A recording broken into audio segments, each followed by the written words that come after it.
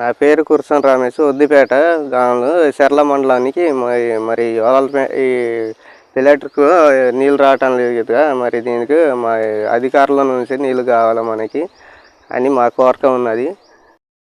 నుంచి పెట్టియ్యారన్నట్టు మరి పెట్టిస్తారు. మన రైతులకు ఇబ్బంది అవుతుంది కదా, నీళ్ళకు 3 నెలలు దాటిపోతుంది నీళ్ళు రావటం లేదు.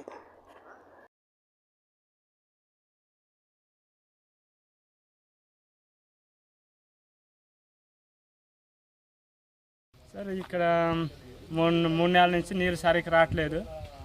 అందుకే ఈ నీళ్ళు రావడానికి అధికారులు నీళ్ళు మాకు అందించాలని మేము కోరుకుంటున్నాము సార్.